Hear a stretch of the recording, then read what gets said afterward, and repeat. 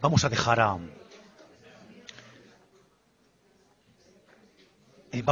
a Sergio que nos dé la primera ponencia del curso. Su ponencia va a versar sobre el impacto de la Catedral de Zamora en el resto de iglesias parroquiales de la ciudad. Antes aludíamos a la importancia, la riqueza, desde lo cuantitativo y cualitativo, del románico en diferentes ciudades de la Extremadura castellana y leonesa. Por supuesto que el románico soriano tiene su personalidad, igual que lo tiene el abulense, el segoviano o el salmantino. Obviamente el zamorano va a tener mucho que ver con diferentes fenómenos que os contará de forma larga y tendida Sergio, sobre todo en lo que implica la recepción de diferentes corrientes tardías que tienen poco que ver con la ruta jacobea de Roncesvalles a Compostela y bastante más con la Vía de la Plata, que tienen que ver con la recepción de otra serie de fermentos del linde cisterciense tardía en el románico de la ciudad, y que va a contar con elementos distintivos realmente peculiares. Sergio ha trabajado, creo que le conocéis casi todos, en el proyecto cultural Zamora Románica, que ha venido desarrollándose durante 4 o 5 años en nuestra ciudad, y él ha tocado diferentes aspectos, no solamente del mundo románico como tal. Sus investigaciones han versado sobre aspectos iconográficos, sobre pinturas góticas, pinturas renacentistas, incluso ha pellizcado en el ámbito de la platería toresana y zamorana, o en la arquitectura moderna de índole o de horma clasicista, que tiene que ver con los canteros del XVI en tierras meseteñas. Es decir, no solamente se ha centrado en lo específicamente medieval, sino que es buen conocedor de los precedentes y de los prolegómenos, y también de la disolución del románico, del gótico, incluso de época moderna. Y os dejo aquí con Sergio para que se explaye a gusto con ese tipo de cuestiones. Gracias, Sergio.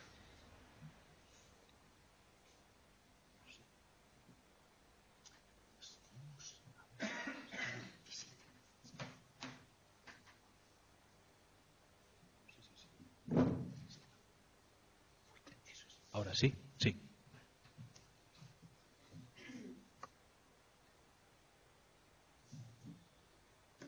Bueno, pues muchas gracias por la presentación. En realidad sobraba. Se siente un abrumado, parece que ha hecho muchas cosas, pero en realidad no ha hecho nada. Muy poquito. Ciertamente han sido 4 años de trabajo de Zamora Románica, y antes y después pues ha habido cosas y sigue habiendo cosas. La verdad es que no puedo estar más agradecido por la invitación al curso. Es la primera vez que participo y además me han dejado el embolado de abrir el curso. Así que, vamos a ver por dónde salimos.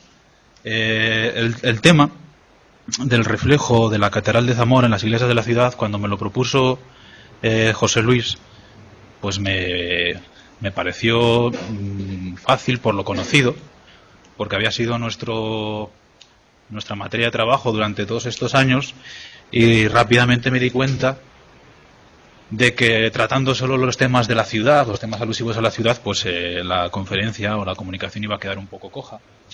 Y por eso, a lo largo de este rato, les voy a ir hablando también de otros edificios provinciales y otros ubicados en el Reino de León, en los que, desde luego, que se ve la impronta de la Catedral de Zamora.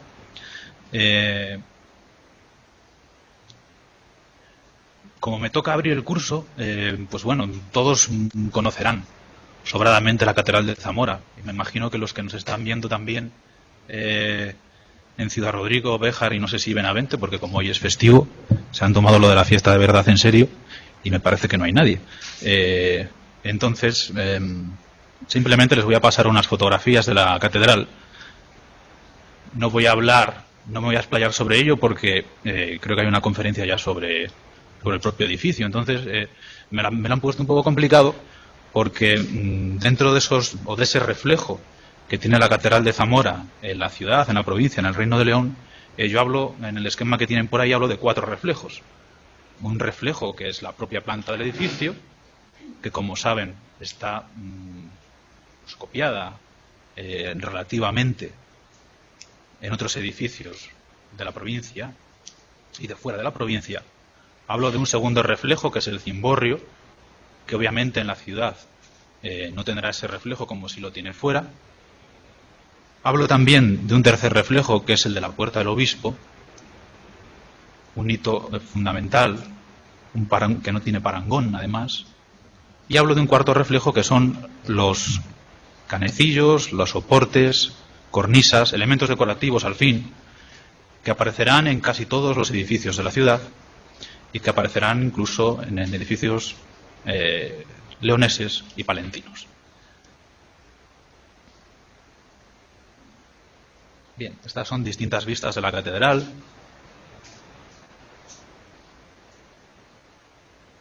Sobradamente conocida. Desde luego que el edificio más representativo de cualquier ciudad en el momento en el que se está construyendo, en este momento, Edad Media, es la catedral. Se convierte, en casi todos los casos, en modelo para el resto de edificios, para el resto de iglesias, ermitas. Incluso su influencia aparece en otros edificios civiles, como ocurre en el caso de Zamora. Basta con pasear por las calles de Valborraz o por los Herreros, por la Rúa, para ver algunos elementos que tienen que ver con la catedral. Luego lo iremos viendo, aunque me he ceñido exclusivamente a los edificios religiosos. Bueno, aquí está la Puerta del Obispo y la cabecera renovada, ¿verdad? La cabecera gótica. Y estos van a ser los 4 ejes sobre los que vamos a ir pivotando a lo largo de este rato, ¿no? Vamos a empezar por la planta. En realidad voy a pasar bastante por encima de los dos primeros. ¿Por qué? Porque va a haber ya 2 conferencias que van a tratar sobre ello. La de José Navarro Talegón, me imagino que abordará bastantes esas relaciones constructivas, innovaciones constructivas que surgen en la catedral y que van utilizándose en el resto de edificios. Y en el cimborrio, porque la última conferencia de Eduardo Carrero va a hablar sobradamente sobre ello y como buen conocedor que es. Pero la planta, la que tienen a la izquierda, esa planta ya dibujada por Gómez Moreno, y una planta que dibujó años antes Vicente Lampérez y Romea, un tanto ingenua, en la que aparecía la disposición, ese edificio de tres naves, con 4 tramos, un crucero ligeramente marcado en planta, con una cabecera triabsidial, con un ábside mayor y más pronunciado que los menores, más ancho y más alto, además con unos tramos presbiteriales bastante marcados, un tanto distinta a la de Vicente Lampérez, que nos presentaba unos años antes, ¿no? En 1901 hasta 1927. Y este es el plano actual de la catedral, sacado del plan director. Bueno, esto se lo pongo para que vean, simplemente para que vayan viendo cómo ya desde partida, desde su planteamiento, desde su planimetría, la catedral de Zamora se vincula rápidamente con la catedral, con la Colegiata de Toro en este caso. La Colegiata de Toro tiene un tramo menos, como saben, se visitará y podrán verlo in situ. Tiene 3 tramos para moldarse a la orografía del terreno, ¿no? No le permite ser más larga. Pero ven que lo demás, en realidad, son muy pocas las diferencias. Son también esas 3 naves. Los soportes son ligeramente diferentes, al igual que sus cubiertas, sus abovedamientos. También se dispone en el centro del crucero un cimborrio, también sobre pechinas, con un crucero ligeramente marcado en planta y esas 3 cabeceras muy similares a las antiguas de la catedral. Lo mismo ocurriría en San Martín de Castañeda. Tenemos una planta muy similar, como ven. Varían de nuevo los abovedamientos, varían con respecto a la de Toro, tiene un tramo más, es igual que la de Zamora. Crucero ligeramente marcado en planta, en este caso no tenemos un cimborrio. Y esos tramos presbiteriales delante de las cabeceras. Y ya finalmente, aunque aquí sí que ya se aprecian más variantes, esto es Ciudad Rodrigo, como reconocerán, pero en la que todavía se deja sentir ese influjo en la planta de la Catedral de Zamora. Bien. Un segundo eje es el del cimborrio, evidentemente. Esta imagen tan evocadora, el poder evocador, creo que del cimborrio de la Catedral de Zamora, pues fue el que desencadenó eso que luego se ha llamado las cúpulas del Duero, y que tuvo una influencia más allá de esas, ¿no? Hay otros cimborrios, como les he traído al final de la charla, un caso, una rareza, que está situado más cerca de los cimborrios que se levantan sobre las iglesias de Fromista, de Mave, ejemplos palentinos, diferentes porque tienen formas octogonales, porque no tienen estas cubiertas pétreas como ocurre en Zamora, porque al contrario que estos que se levantan sobre pechinas, aquellos se levantan sobre trompas. El de Salamanca, que varía, aparte de ser más apuntado por tener esos dos cuerpos, que aquí sí se copian, ese último ejemplo que les voy a poner después, que es en Villamuriel, en Palencia, del que claramente tiene influencia este grupo de las cúpulas del Duero. El ejemplo toresano, en el que algunos de los elementos decorativos, esas líneas que cortan los arcos y que aparecen por encima de los capiteles, las vamos a ver luego muy similares también en ese ejemplo de Villamuriel, una influencia un tanto ya lejana. Y este que quizás sea el ejemplo más desconocido, aunque conocido sobradamente, que es el de la antigua sala capitular de la Catedral de Plasencia. Se mantienen los torreones angulares, se mantienen esos frontones en los frentes, se mantiene también la cubierta, aunque aquí mucho más apuntada, casi cónica, y se mantienen algunos de los elementos decorativos. Aquí sí vamos a entrar ya verdaderamente en harina, en la puerta del obispo. Este es uno de los hitos, junto con el cimborrio, desde luego más importantes, o al menos que yo concibo como más importantes, para lo que a la influencia o el reflejo de la catedral vamos a ver. Sobre su influencia, igual que sobre el cimborrio, se ha hablado mucho. Esta mañana hablaba con un periodista sobre la influencia, sobre qué parangones tenía, qué edificios anteriores tenían esta portada o qué edificios posteriores tienen este tipo de portada. Digo, bueno, pues es que la portada del obispo prácticamente es un unicum, porque no encontramos nada anterior de donde se haya copiado textualmente, ni nada posterior que copie este modelo. Efectivamente se habla de algunos ejemplos relacionables, por ejemplo la portada de San Esteban, creo que la tengo luego, de la mezquita de Córdoba, o también se habla de algún edificio clásico, como puede ser, quizá algunos lo conozcan, el Palacio de Diocleciano, una de las puertas, la Puerta Áurea, en Splits, tiene esa misma distribución tripartita, con arcos ciegos, con unas galerías de arcos ciegos en la parte superior y arcos ligeramente menores, de menor tamaño en los laterales, y una portada. En un caso, obviamente, es de medio punto. En la portada de San Esteban es un arco de herradura, de grandes dovelas. Creo que lo tengo luego, lo vamos a ver. En este caso, la estructura también es tripartita. Tripartita en calles y tripartita en cuerpos. Un cuerpo superior con 3 arcos ciegos en el central, una gran ventana abierta, apuntada, un cuerpo por debajo de él con una arquería ciega que la veremos repetida en varios edificios zamoranos.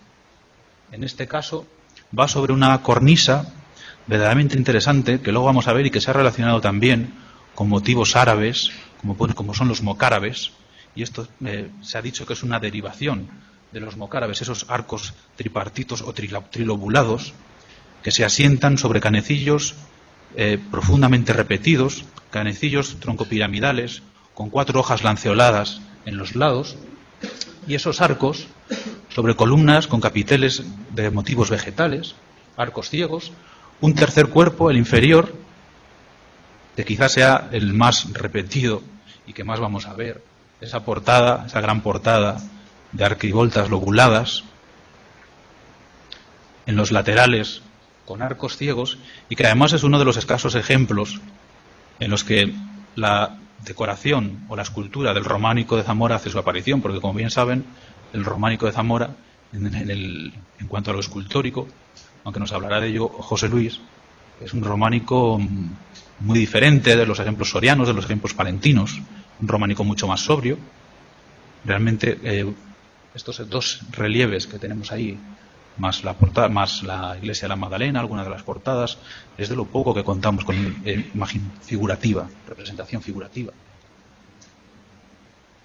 Quédense con esto en la retina porque lo vamos a ver repetido en cantidad de edificios. Estos motivos, tanto los lóbulos de la portada como esos medallones en los que aparecen lóbulos y una piña central, un motivo similar a una piña, lo vamos a ver repetido luego también en la Magdalena, por ejemplo.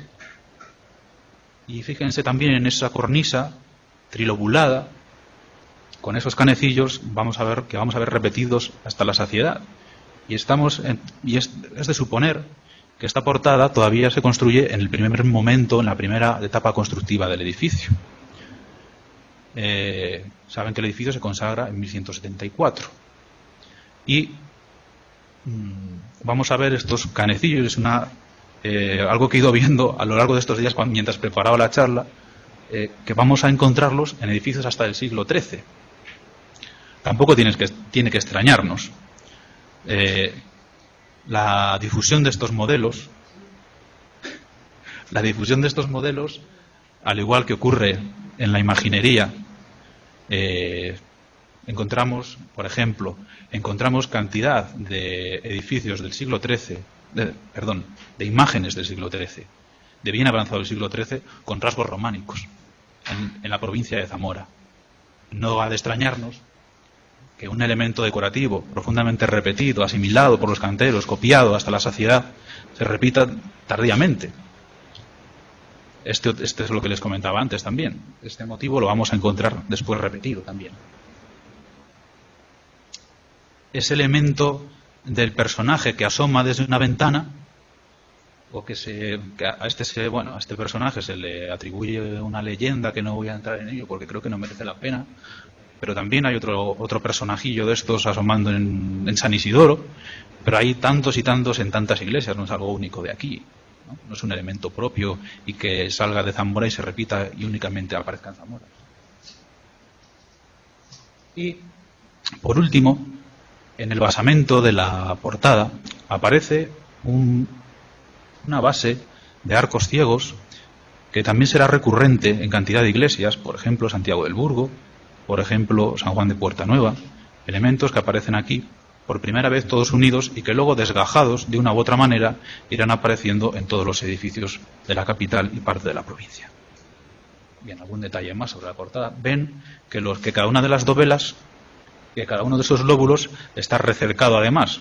Vamos a ver que luego ese recerco o esa pequeña talla que tiene alrededor aparece de una u otra manera en el resto de edificios. Esas son las basas que les comentaba, esos arquillos ciegos. Y esto, por ejemplo, es la portada de San Esteban que les comentaba antes, ¿no? Esa estructura tripartita, evidentemente hay diferencias, Si no, esto es un edificio, esta portada, estamos 2-3 siglos más atrás. Si nos retrotraemos al Palacio de Diocleciano, estamos aún más atrás. Entonces, el Palacio de Diocleciano, esa puerta del siglo IV, esta puerta de San Esteban es del siglo VIII, aunque restaurada en el siglo IX. Bueno, son modelos. Ven que la estructura tripartita sí se repite y que también aparecen esos arcos ciegos. En este caso, son arcos sangrelados, arcos polilobulados, diferentes a los que vamos a ver después. Dentro de ese bloque relacionado con la Puerta del Obispo, la primera iglesia en la que tenemos que parar inevitablemente es San Pedro y San Ildefonso. De todas les he traído varias fotografías, sobre todo para si hay gente de fuera o que no las conozca. Varios distintos alzados, y aquí me tengo que detener. Como saben, la iglesia de San Pedro y San Ildefonso sufre una restauración importante, varias restauraciones, pero una importante hacia el siglo XV, luego otras hacia el siglo XVIII, que lo que hacen es modificar prácticamente en su totalidad el edificio. Conservamos 2 de los ábsides de la primitiva iglesia, parte de los muros y 2 de las portadas. Si suponemos que solo tuvo esas 2, como hay alguna teoría que apunta que solo tuvo esas 2 portadas. En el ábside principal, en la capilla mayor, si se asoman un poquito desde la parte trasera, verán cómo aparece esa cornisa, una cornisa típica, pero bajo ella aparecen por primera vez, les voy dando unas fechas para que también tengan como referencia, pero la nota más antigua que tenemos de esta iglesia, de la actual iglesia de San Ildefonso, es de 1170. Para que vayamos ubicando un poco cuándo se construye la Catedral de Zamora y cuándo van a ir apareciendo ese resto de ejemplos. Es de 1170 y cuando aparece esa doble advocación de San Pedro y San Ildefonso será ya en 1260. Sabemos que anteriormente era solo San Pedro. Bien, en esa primitiva iglesia, los restos que tenemos de ella, aparece ya sujetando la cornisa, sustentando la cornisa, una línea de canecillos que evidentemente tienen que ver con los que aparecían en la catedral. Esos canecillos troncopiramidales con las 4 hojas lanceoladas en los ángulos. Y si acercamos un poquito más, vemos que en el cambio entre la capilla mayor, entre lo que es el ábside y el presbiterio, aparece por primera vez este capitel almenado, que todavía no se lo he enseñado, pero en el interior de la catedral está por doquier. Este capitel almenado que será recurrente y que aparecerá en muchos edificios leoneses, luego les vamos a ver, en edificios relacionados con el Císter, edificios monasteriales. Aparece este capitel almenado.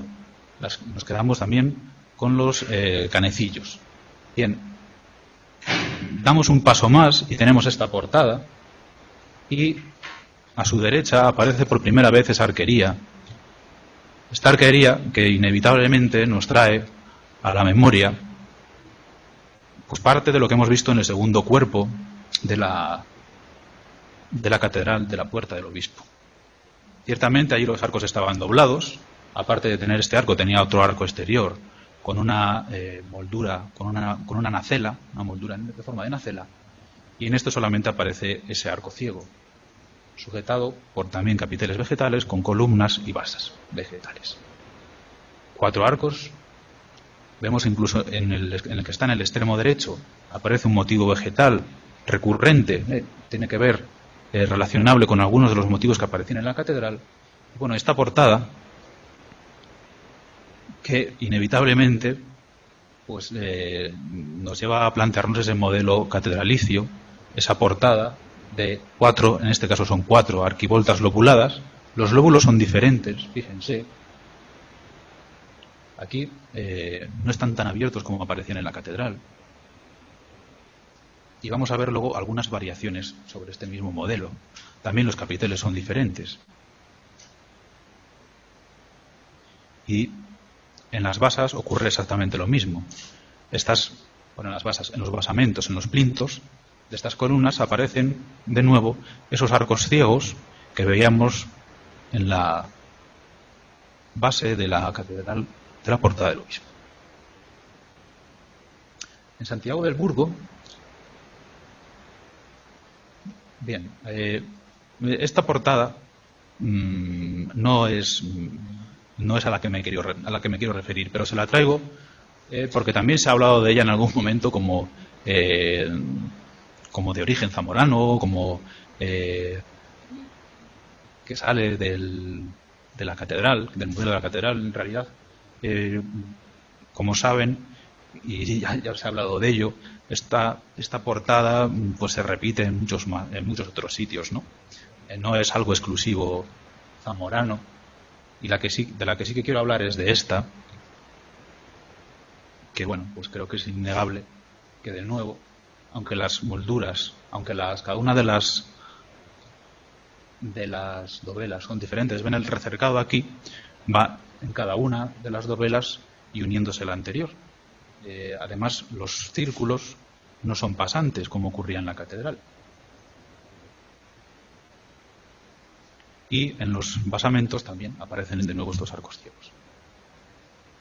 Esta otra portada, que era la que les enseñaba antes, son esas dovelas almohadilladas, que algunos, si han viajado, pues creo que falta una foto, pero si conocen Israel, por ejemplo, por poner el caso que siempre se pone, en la explanada del templo, en esos portales que hay flanqueando la mezquita de la Roca, pues ven que tienen esas dovelas almohadilladas, igual que ocurre en las portadas de la iglesia del Santo Sepulcro, en las portadas y en las ventanas, y que aparece en cantidad de sitios. No es algo exclusivo zamorano, como he oído recientemente, ¿no? Por ejemplo, les traigo un caso que algunos conocerán, que esto está en Huesca, es a pies.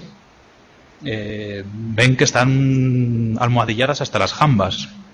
Y hay tantos y tantos ejemplos, es decir, que sí que podemos decir que esas dovelas, las primeras que hemos visto, avolutadas, tienen más relación con la catedral, con la Puerta del Obispo, pero estas, no es algo exclusivo de Zamora, ni que surja aquí, ni que desde aquí se difunda, ¿no? Y en la iglesia de la Magdalena, y esto me imagino que hablará José Luis mucho el próximo día,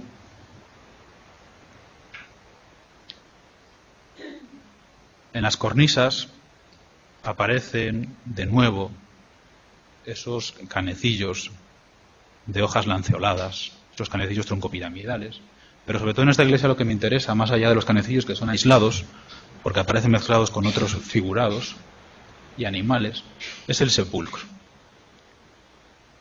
Este sepulcro que conocerán sobradamente, y que si se fijan en la parte inferior, en las cupulines que aparecen en la parte coronando, como si dijésemos, cada uno de los templetes. Esta fotografía la tenía de la Fundación Santa María Real, para que vean el parecido o la similitud con las dos que aparecían frontales en la portada del obispo, en los laterales. Esto no es que sea exclusivamente zamorano. Los que conozcan el coro pétreo del maestro Mateo en Santiago, aquí hay algunas fotos, pues verán como también en la parte inferior, se ve en la foto de abajo, aparece el mismo motivo. Y en Santa María de la Horta, otra de las iglesias que se ha restaurado también desde Zamora románica, aparecen también algunos de estos motivos que estamos viendo en lo decorativo. De las fechas más antiguas que tenemos de este edificio, alguna se ha dado en algún momento, la de 1163, aunque alusiva exclusivamente al edificio será la de 1212. Tenemos ahí un pequeño arco de tiempo en el que se empieza y se termina el edificio o se concluirá. Bien, esta es una foto de la restauración, y para que vean, si tuvieron la suerte cuando estuvo en obras de pasear por los andamios, pues verían cómo toda la cornisa de la nave y toda la cornisa de la cabecera está recorrida por esos canecillos troncopiramidales, y sobre ellos esa cornisa trilobulada que habíamos visto de momento, hemos visto en la portada del obispo cortando el tercer cuerpo con el segundo. Lo vamos a ver repetido hasta la saciedad después. ¿Ven algún detalle más de la cabecera y de la nave? Aquí muy deteriorados. Y además, la iglesia de la Horta es uno de esos edificios en los que encontramos, en los que podríamos haberlo colocado en dos puntos, porque aquí también en esta portada, en la portada sur, la arquivolta exterior pues tiene un remedo, o quiere ser un remedo de esa portada del obispo, ciertamente mucho más tosca, porque los lóbulos ni siquiera se llegan a abrir en su totalidad. También está recercada, pero además tiene unos pequeños clípeos alrededor de flanqueando los círculos pasantes, hay otros que son pequeños clípeos con decoración vegetal en su interior y que, desde luego, bueno, pues algún modelo relacionable con la Puerta del Obispo tuvo que tener. Y por primera vez nos vamos a ir fuera de la provincia, fuera de la ciudad, a San Martín de Castañeda,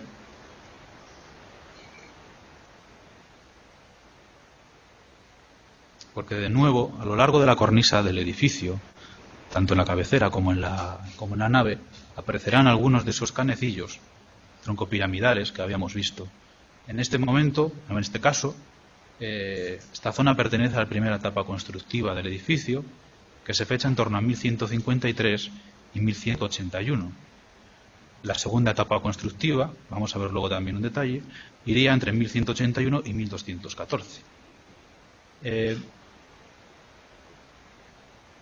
Aparte de eso, vemos aparecer, aunque en este caso los arcos son apuntados, son túmidos, estos arcos tienen que ver con los que aparecían o con los que hemos visto ya, tanto en la Portada del Obispo como en San Ildefonso. Es arquería ciega, de nuevo 4 arcos, bastante más alargados que los que hemos visto con anterioridad, y en la parte de la nave ven que algunos canecillos alternados también tienen esa misma decoración que las que hemos visto hasta este momento.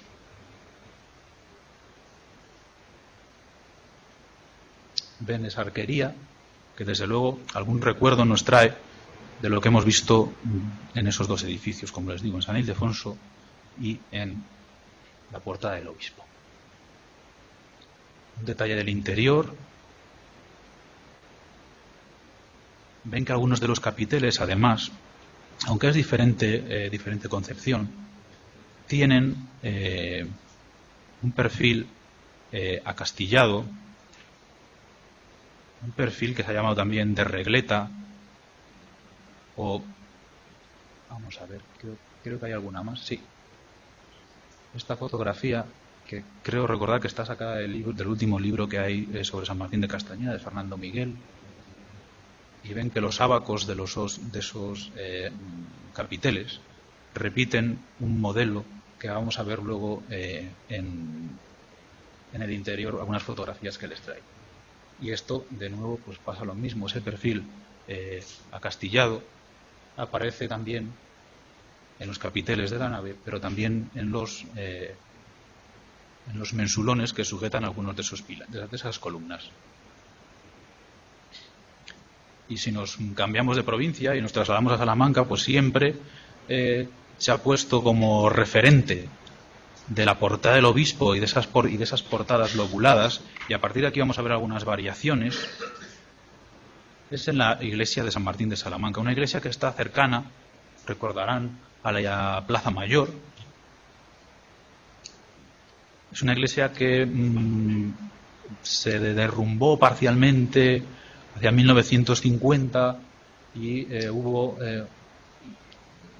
que rehacer parte del edificio, parte de sus abovedamientos, y que tiene una primera arquivolta, que evidentemente no es lo mismo que estábamos viendo en la Portada del Obispo, pero que desde luego recuerda o tiene como modelo esa arquivolta o las arquivoltas que hemos estado viendo hasta ahora, de esos lóbulos abiertos con círculos interiores pasantes. Además, aquí se generan unos triángulos tanto en el interior como en el exterior, que no ocurría en los ejemplos zamoranos. Y una pequeña extravagancia, si quieren, el mosteiro de São Pedro de Ferreira, en Pasos de Ferreira, pues tiene esta fantástica iglesia, que además de estar hecha con material granítico y conserva perfectamente bien pues todos los elementos decorativos, al contrario de lo que nos ocurre en Zamora con nuestra piedra. Ven que esa portada completamente llena de lóbulos, que además algunos de ellos se decoran con otros círculos, como ven en el detalle, similar a lo que ocurría en la iglesia de la Horta, pero en este caso tenemos las 5 arquivoltas con ese tipo de dovela, con ese tipo de lóbulo. vamos a ir al último ejemplo. Bueno, les voy a dar 2 fechas antes de pasar. En San Martín de Salamanca, su fundación data del año 1103, de mano de un conde toresano llamado Martín Fernández. Es de suponer que parte del edificio se construía en ese momento, pero la labor escultórica se lleva a cabo ya en la segunda mitad del siglo XII o principios del siglo XIII, es decir, que nos estamos moviendo siempre en esa franja en la que la primera etapa constructiva de la catedral empieza ya a repartir su influencia por toda la ciudad y por los alrededores. Y en São Pedro Ferreira sabemos que comienza a construirse en 1182. Es decir, que vamos moviéndonos una década arriba, una década abajo, los años 70, años 80, últimas décadas del siglo XII. En cuanto a los soportes, capiteles y canecillos, como se podrán imaginar, hay una cantidad ingente de iglesias relacionables o vinculables al estilo de la catedral. El problema que yo me he encontrado, es que hasta qué punto estos edificios, o la influencia que recae sobre estos edificios, es directamente la que llega de la catedral o la que llega de otros edificios ya secundarios. Es muy difícil de saberlo. Como les he dicho antes, encontramos algunos edificios en la provincia de Zamora por cuyos restos podemos intuir o podemos fechar ya en el siglo XIII, es decir, que desde el último cuarto del siglo XII hasta bien avanzado el siglo XIII ha transcurrido mucho tiempo para que se sigan copiando los modelos de la catedral. Puede ser, porque efectivamente en imaginería también nos ocurre. Encontramos cantidad de crucificados de mediados del siglo XIII con estilemas propios del románico. Zamora es una provincia para estos elementos o para estas características es muy retardataria. El románico, como saben, entra bastante tarde. La influencia también se extenderá mucho más allá de lo que estamos acostumbrados. Vamos a ver algunas imágenes del interior. Sobre todo me interesa que se fijen en el tipo de capitel, ese capitel almenado o acastillado, de regleta, que aparece en la segunda fase constructiva de la catedral. ¿Todos los capiteles de la catedral son iguales? No. Podría decir que sí, pero se conservan varios capiteles, que algunos les habrán visto, próximos en el entorno de la cabecera, que probablemente pertenecerían a la antigua fábrica de la cabecera antes de su reforma gótica, y que son capiteles tallados a trépano, capiteles corintios tallados a trépano, que nada tienen que ver con estos otros capiteles tan sobrios. Cuando los vio Gómez Moreno, lo primero que dijo es que estos capiteles habían quedado sin acabar, o que no había habido un maestro lo suficientemente diestro como para labrar los capiteles, puesto que los de la cabecera intuía que estaban todos tallados y labrados. Desde luego que si el único caso que hubiésemos encontrado fuera el de la catedral, nos hubiese hecho pensar eso. Pero luego nos hemos encontrado que no es así y que hay muchos más. En muchos casos se ha relacionado con la influencia del Cister. Como saben, son edificios o propugna una sobriedad decorativa, edificios sencillos, con bastante desnudos, desprovistos de decoración, en su mayoría, con soportes también totalmente limpios, como ocurrirá aquí, como vamos a ver luego en algunos ejemplos leoneses. Esto aparece por primera vez en la catedral y desde aquí irá emanando hacia el resto de edificios, ¿no? Esos haces de capiteles almenados que vemos en los soportes de la bóveda, del cimborrio, aparecen también próximos a la cabecera, aparecen también en las naves laterales, en la nave central, tanto en el orden superior como en el orden inferior. Los vemos aquí con un poco más de detalle.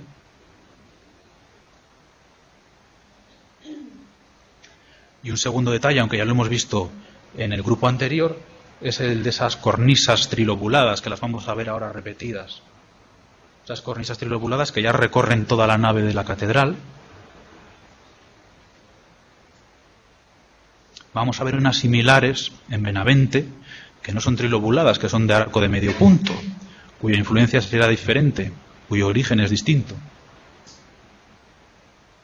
Similares a estas que tenemos aquí, en el lateral de la portada de la catedral, de la Porta del Obispo, aunque esos, bueno, parece que están restaurados, ¿no? En San Juan de Puerta Nueva es el primer hito en el que nos vamos a detener. Y la primera noticia que tenemos de ella es de 1172. Es decir, que de nuevo nos movemos en esa década de los 70, varias vistas de la iglesia. Y aunque es un edificio profundamente restaurado y muy modificado, pues encontramos en la cornisa del lado norte numerosos capiteles con esa tipología ya conocida. Esto es el lado sur. También los tienen mezclados con otros exclusivamente vegetales. Y algo que ya hemos visto anteriormente en un par de edificios, esos basamentos, esos plintos con arcadas, con arquillos ciegos, más o menos simples o más o menos complicados, pero todos están copiando, desde luego, que los modelos de la catedral. Y en esta portada, en la norte, el otro día paseando, estas fotos son de la semana pasada, pues vi estos capiteles en los que, después de estar aquí tantos años, pues todavía no había reparado. Y bueno, pues no son el típico capitel almenado que hemos visto en la catedral. Se lo traigo para que lo juzguen, ¿no? Hay diferencias, pero bueno, a primera vista, desde luego que parece el mismo tipo. Ven los canecillos que les decía, más o menos labrados, más o menos esbeltos, con las hojas más o menos trabajadas.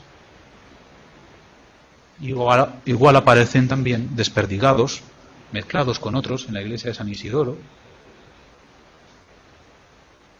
Una iglesia modificada, muy modificada, en época barroca, y en cuya cabecera, en los laterales de la cabecera, pues aparecen de nuevo canecillos de este tipo, en la cornisa de la nave, completamente llena, cuajada de estos capiteles, de estos canecillos.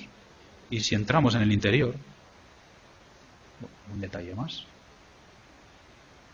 Les decía antes, un pequeño inciso, de esa cabeza que aparece asomando en la Puerta del Obispo. Bueno, esta también es similar, nada tiene que ver, pero no es algo exclusivo de la catedral. Y en el interior, en el arco de gloria de la iglesia, pues aparece esos capiteles almenados, algo más sencillos que los de la catedral, más toscos si se quieren, pero son dos capiteles enormes, grandísimos, desproporcionados para esta iglesia.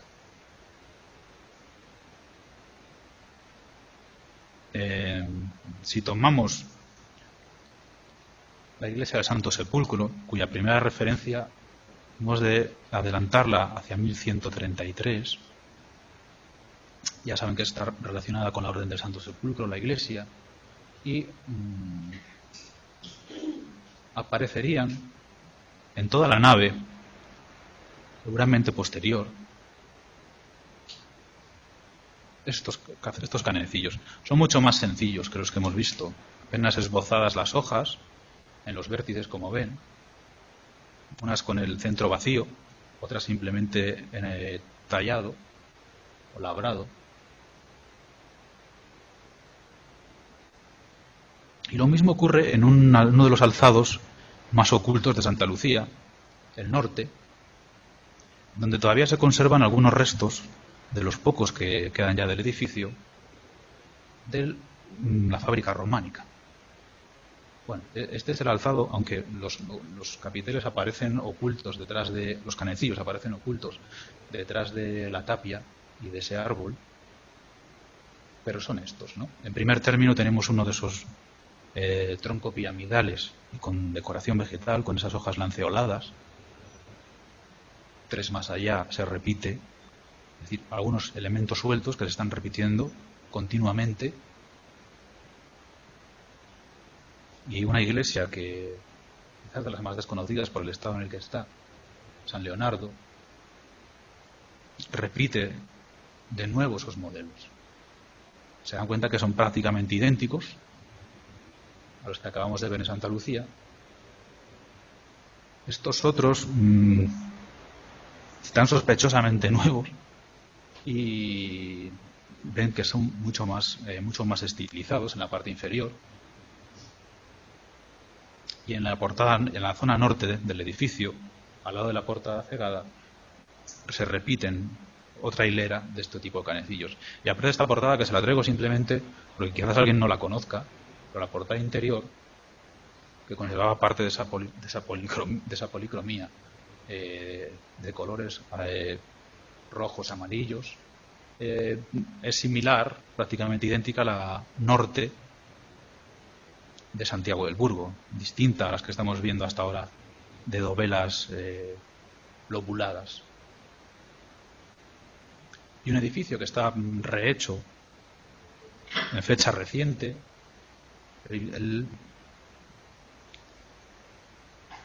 la ermita de la Virgen del Camino, cuya primera referencia data de 1295. En San Leonardo, el primer documento que teníamos databa de 1172. Esta 2 décadas más tarde. Pero bueno, está una fotografía antigua de cómo estaba el edificio y ya el edificio actual. Pues en esa cornisa, lamentablemente no sabemos a dónde pertenecían esos canecillos que se conservan ahora bajo la espadaña, porque si se dan cuenta aquí no se ven por ninguna parte. Pero dentro de esos canecillos pues hay alguno, concretamente los centrales, que nos traen de nuevo ese modelo tronco piramidal.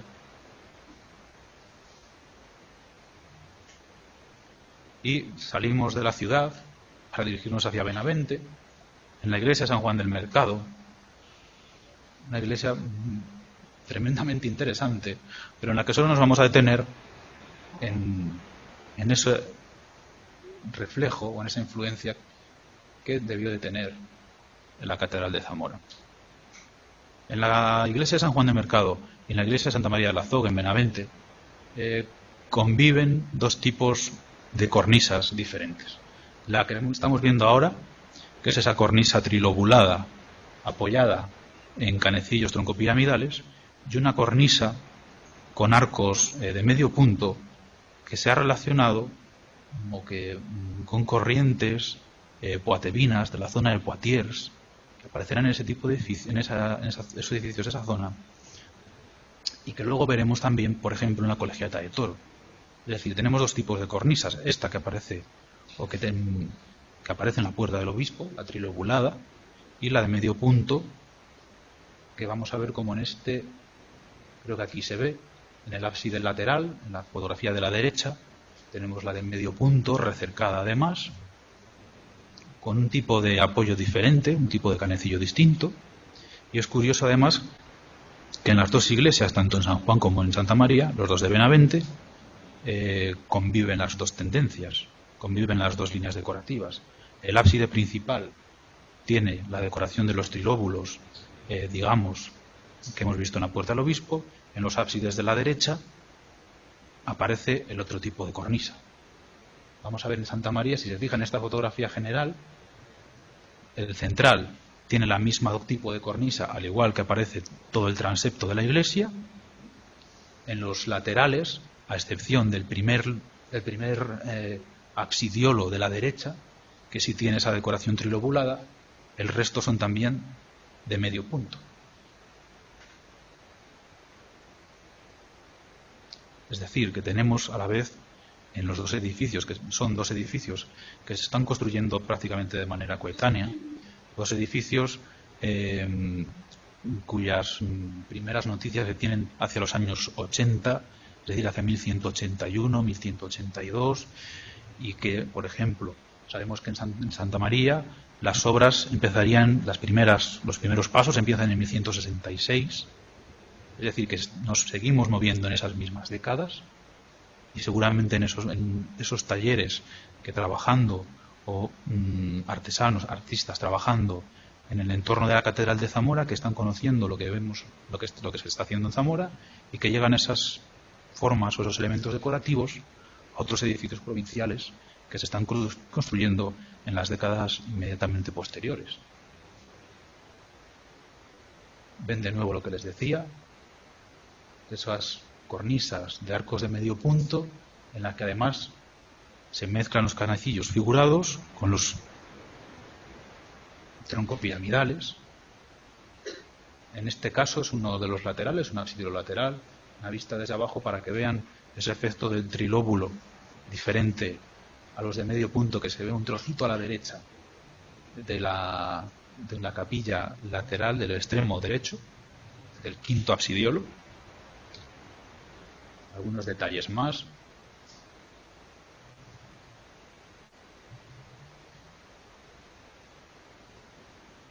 Y en Toro, el Toro reúne casi una amalgama o un conjunto de influencias, no solo, como hemos visto lo primero, no solo la planta es similar a la Catedral de Zamora, no solo el cimborrio es similar a la Catedral de Zamora, aquí más estilizado, con dos cuerpos, ya se han perdido los tímpanos que aparecían, los frontones que aparecían en los frentes del edificio, pero además tiene otra influencia decorativa, si queremos.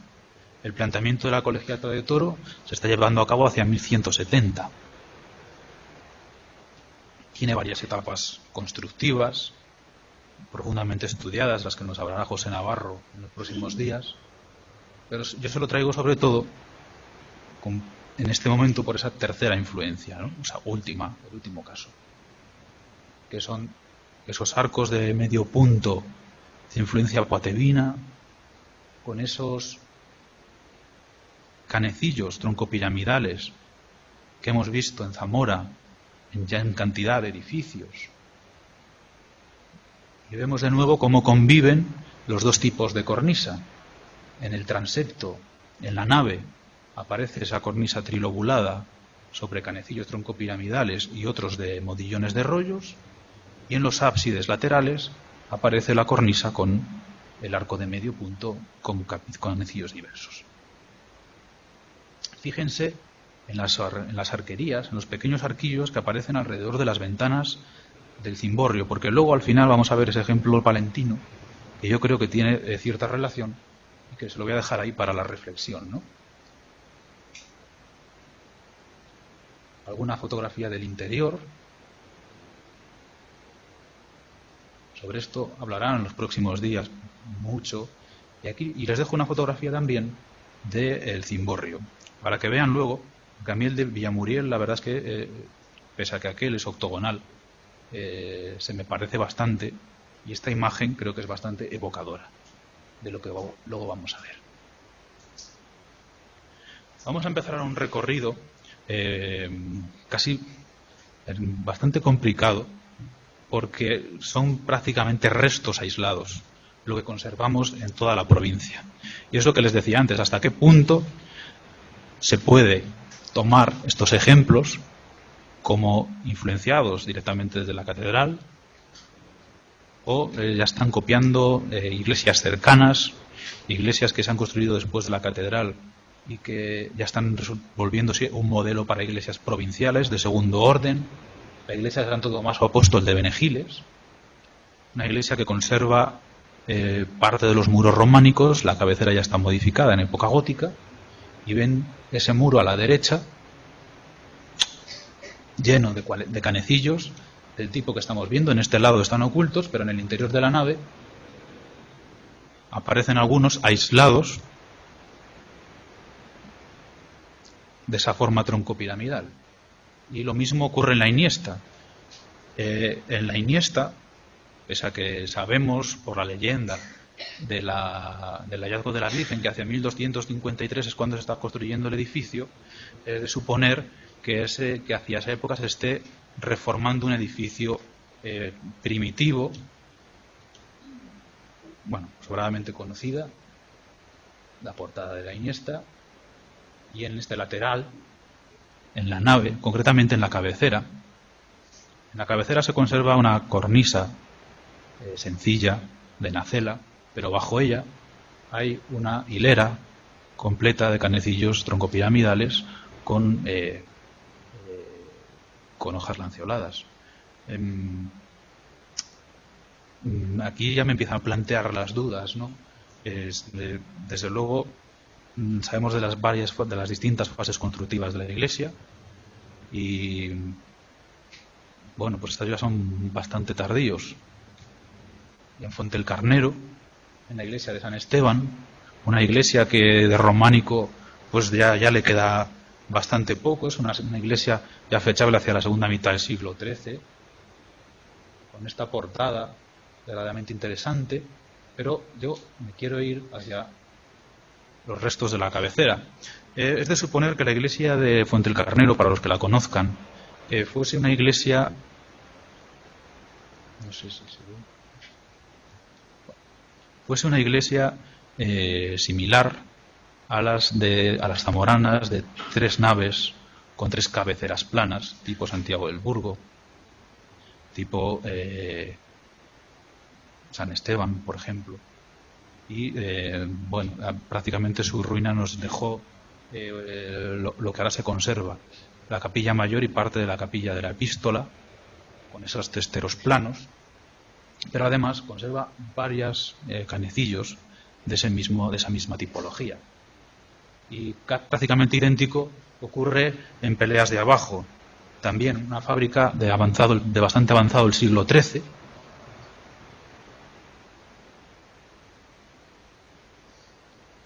en cuyas cornisas se intercalan algunos de estos canes que ya hemos visto repetidos hasta la saciedad. Si se fijan en los que están al fondo, en estos sí están bastante definidas las hojas angulares, y ocurre lo mismo, por ejemplo, en Benialbo, un edificio también tardío, muy reformado, aunque conserva restos de la fábrica románica, y de nuevo con algunos canecillos aislados a los 2 costados, tanto al norte como al sur, de ese tipo de can. Vamos a entrar ahora en un grupo de 3 monasterios que les he querido traer, aunque ya sé que el título era solamente sobre los templos de la ciudad, pero ya han visto que el poder evocador de la catedral o la influencia de la catedral se extendió más allá de los templos de la ciudad. Y desde luego que si no, quedaría cojo. 3 monasterios leoneses, cistercienses los 3.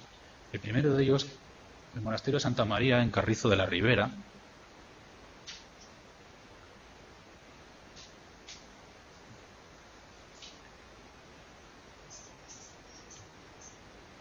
Y si se fijan en esta fotografía interior, en la cabecera, aunque está oculta por ese retablo barroco, los ábacos de los capiteles que ven a los laterales son muy similares a los que aparecían en la iglesia de San Martín de Castañeda. Son esos ábacos acastillados y estos 3 monasterios leoneses. Bueno, esto es un detalle para que viesen el tipo de cubierta y cómo también utiliza, aunque ya desprovistos de decoración, es el mismo tipo de canecillo troncopiramidal, aunque nada tiene que ver ya, desde luego, con lo que hemos visto en Zamora, y más aún se aprecia en los 2 que vienen ahora, en Gradefes y en Sandoval. Gradefes es un monasterio que, si no lo conocen, yo les invito a que vayan a conocerlo porque es maravilloso. Además, es un monasterio que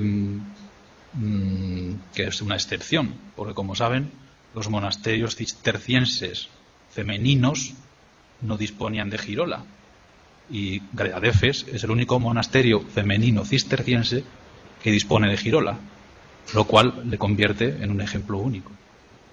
Lamentablemente solo se llegó a construir la cabecera, pero nos hacemos idea de cómo serían estos, o qué planteamientos tendrían estos edificios realmente majestuosos, ¿no? Gradefes, la historia de Gradefes comienza hacia 1168.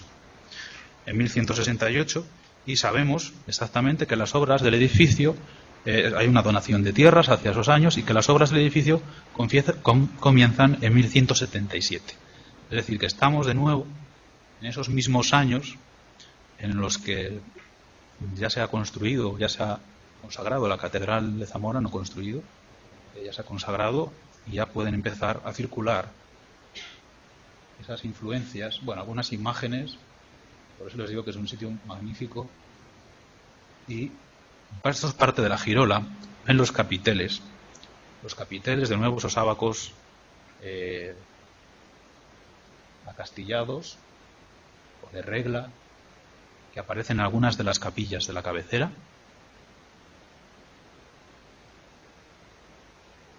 Vemos otras de las capillas en las que aparecen, se ve como el capitel, aquí sí tiene una talla, aunque escasa, como monasterio cisterciense, como sobria que debería ser, pero esos ábacos sí están ligeramente perforados, imitando o copiando esos modelos que habíamos visto tanto en el interior de la Catedral de Zamora como los primeros en la portada del obispo, en las dos grandes columnas. Y en Sandoval ya es el colmo, ¿no? Sandoval, el monasterio de Sandoval, bueno, la iglesia ahora es parroquial, es la iglesia del pueblo. Estas fotografías las hice hace algunos años y las tenía en papel, y el escanearlas es desastroso, porque quedan unos colores horribles. Y bueno, pues esto es la cabecera de Sandoval, y fíjense en el tipo de capiteles que aparecen en las ventanas de cada una de los ábsides de la cabecera. Son esos capiteles que hemos visto ya en varios edificios. Esta, una ventana lateral, de nuevo, el capitel acastillado, y en el interior de la cabecera de nuevo aparecen ese tipo de decoraciones. Desde luego que sería verdaderamente interesante saber, y creo que daría casi para un curso monográfico, estudiar esas vías de comunicación y cómo, si realmente estos modelos de Zamora van pues moviéndose a lo largo del Reino de León, y cómo van depositándose, cómo van los maestros viajando y copiando, que llevan en su cabeza o que llevan de dibujos, para seguir labrando algo que ya está a unos cuantos kilómetros de la Catedral de Zamora. Creo que no les he dicho que en Sandoval,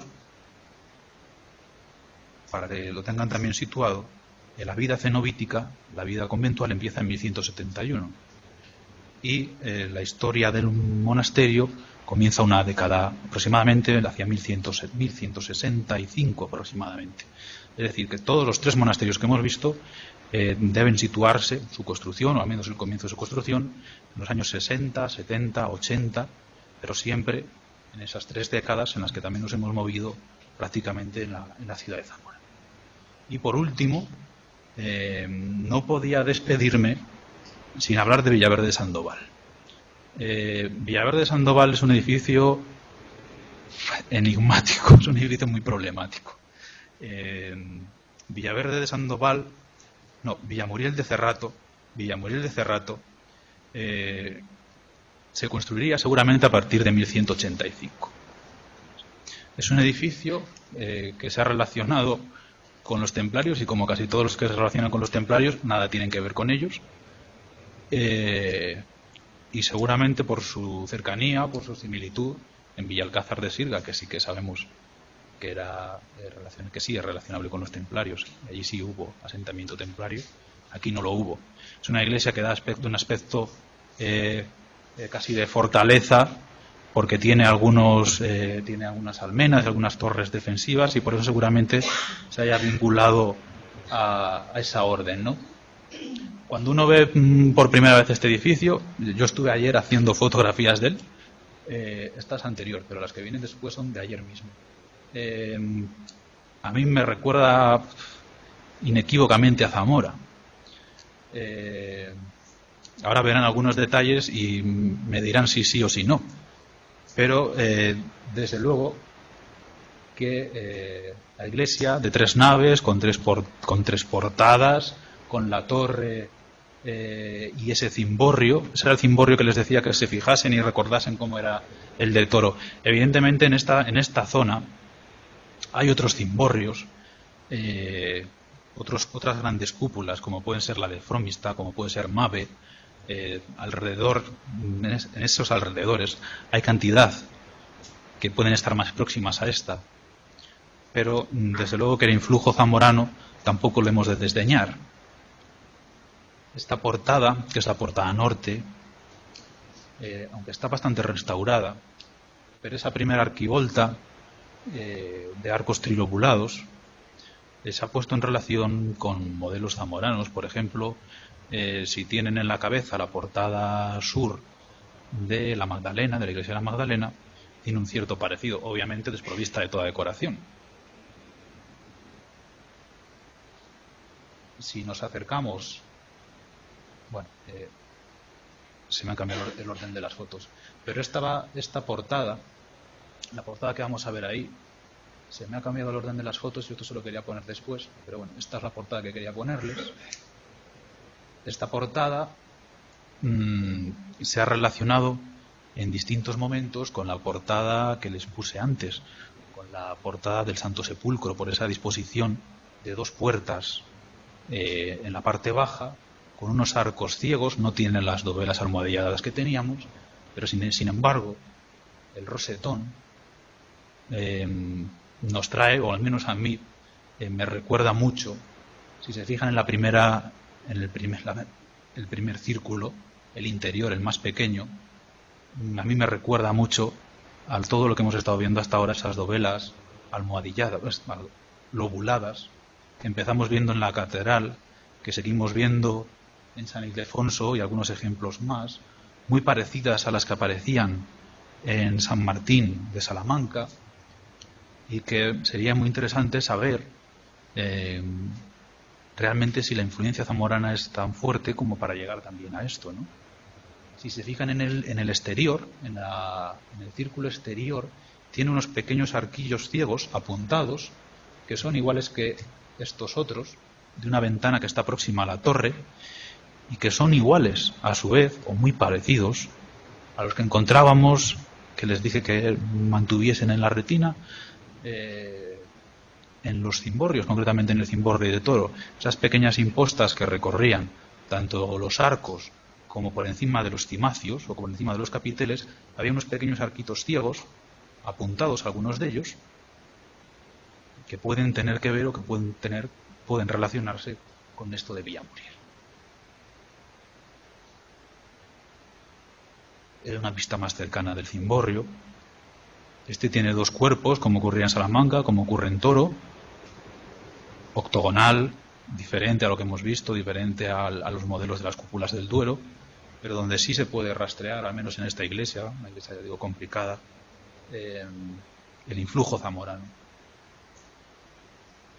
Y creo que aquí voy a dejarlo.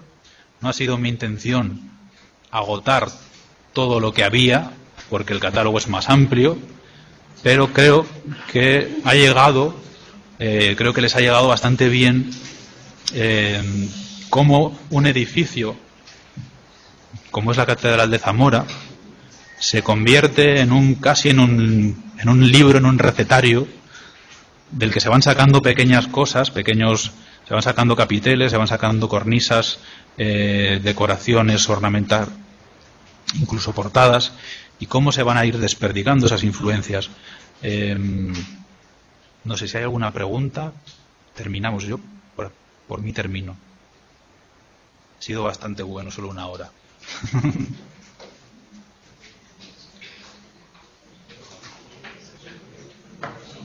Sí. José Luis.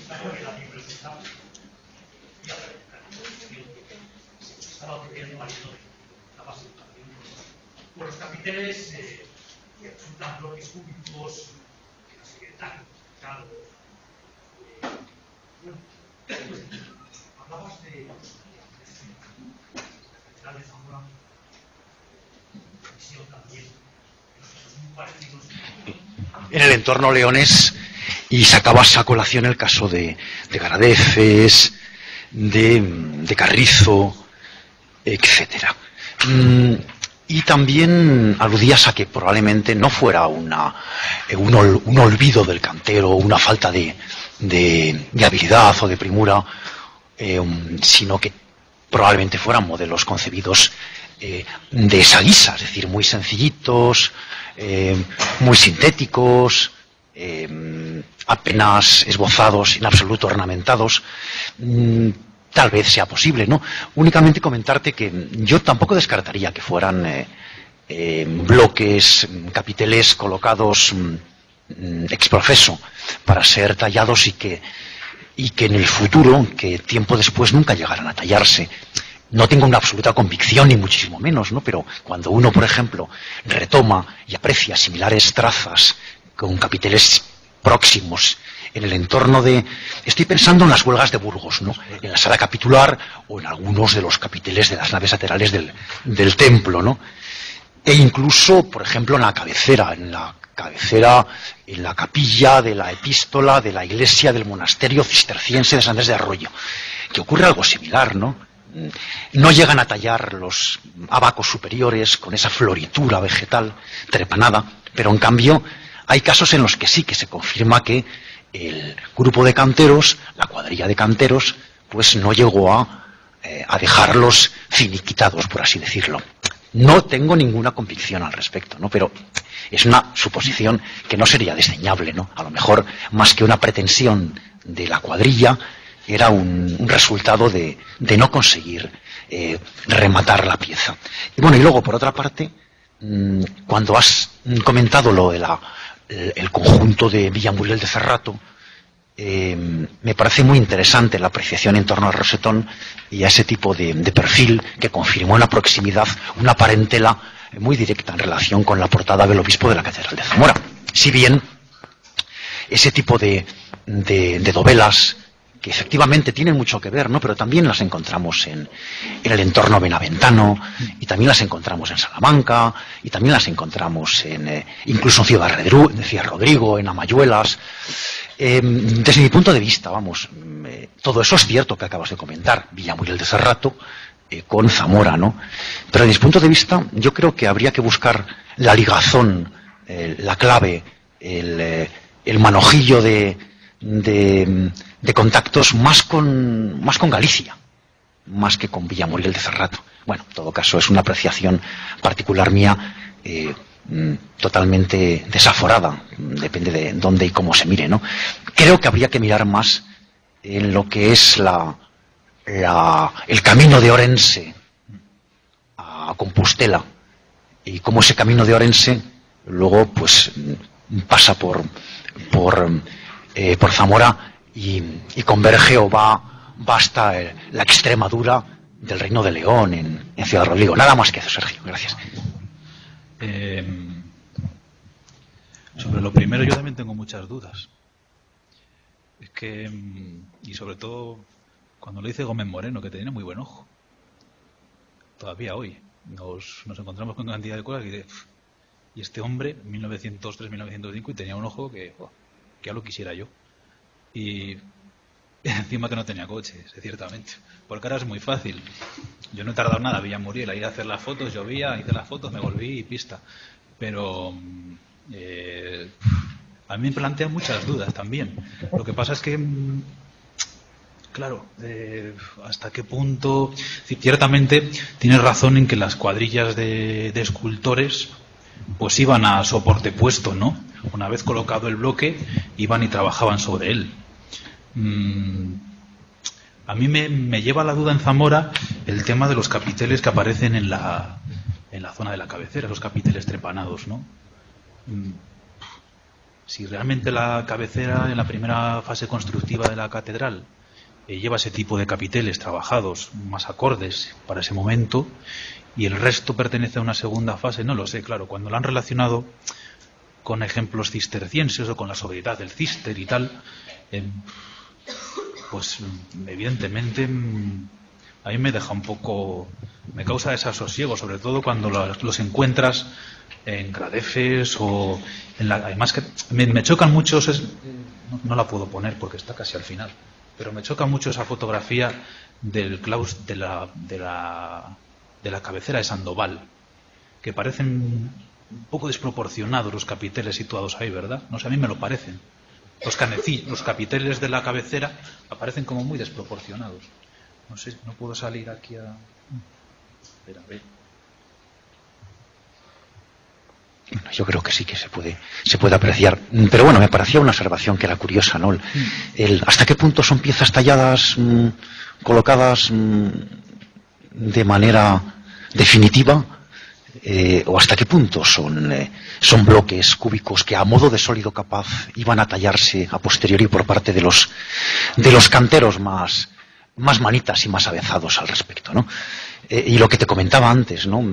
Yo lo pensé en relación con las huelgas, con la sala capitular, que es un auténtico primor de talla, de trabajo estereotómico y después de talla ornamental, pero claro, ya son otras perspectivas, ¿no? Y sobre todo otros comitentes y otros paganos, y no es comparable la fuerza de Alfonso VIII con las pretensiones de su primo Alfonso IX. Sí que es verdad que los 3 monasterios que os he traído son monasterios inacabados y evidentemente puede que esto también hubiera quedado inacabado, ¿no? Porque además a mí me llama la atención estos, ¿no?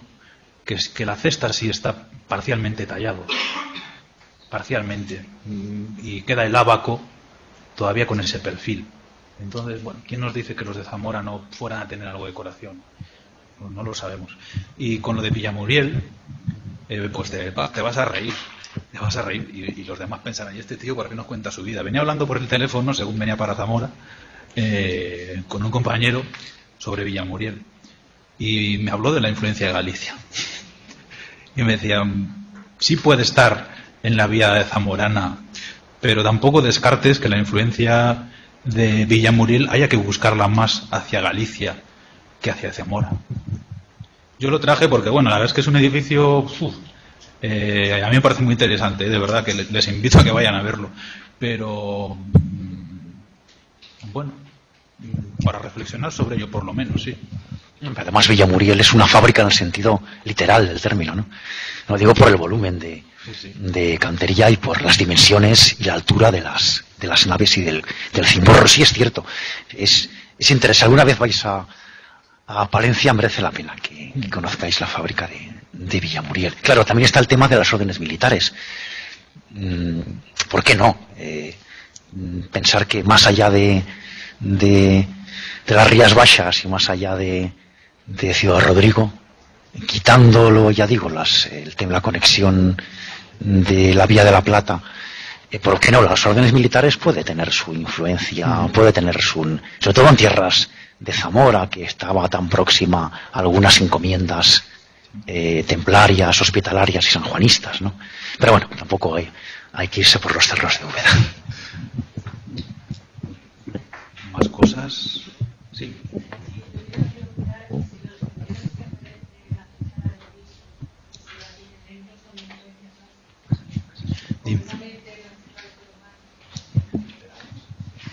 Que te den el micro.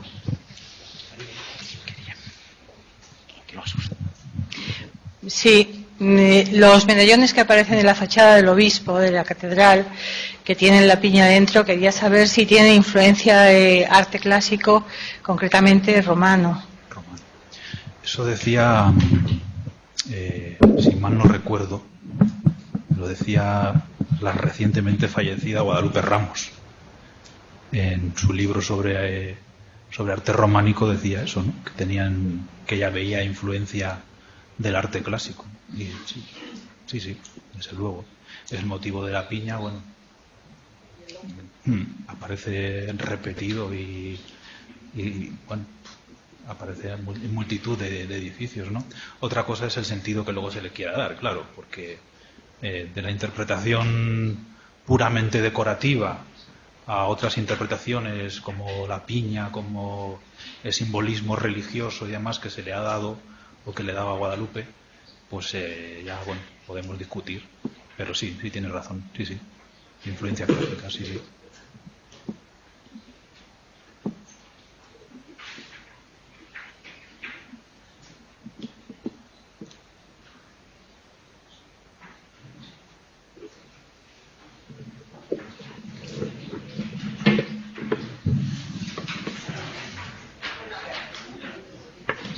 Hola, sí, buenas tardes. Yo quería preguntar, dentro de la provincia de Zamora, ¿no hay algún elemento también que podamos comparar en Granja de Moreruela, en el monasterio, o la iglesia de Santa Marta del siglo XII, románica, con los canecillos que tiene la iglesia de Santa Marta? Con Santa Marta. Pues con Santa Marta no sé decirte, con Moreruela sí. Con Moreruela sí. En Moreruela aparecen un tipo de cornisas similares, no exactamente iguales, similares a las que hemos visto, a las que aparecen también en Benavente. Las cornisas de arcos de medio punto también aparecen en Moreruela, igual que las que aparecen en las ábsides laterales de San Juan y Santa María del Azogue. Lo de Santa Marta me pillas un poco así, no lo sé.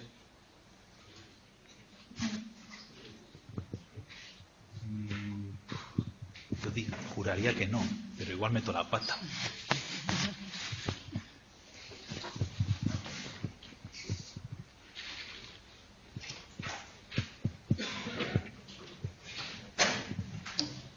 Sí, entonces lo dejamos aquí.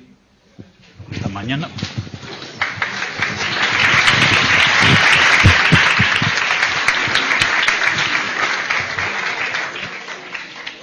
Muchísimas gracias, Sergio. Recordar a los alumnos que a partir de mañana los alumnos que estén inscritos en el curso pueden apuntarse también a las excursiones si desean utilizar los servicios de la UNED.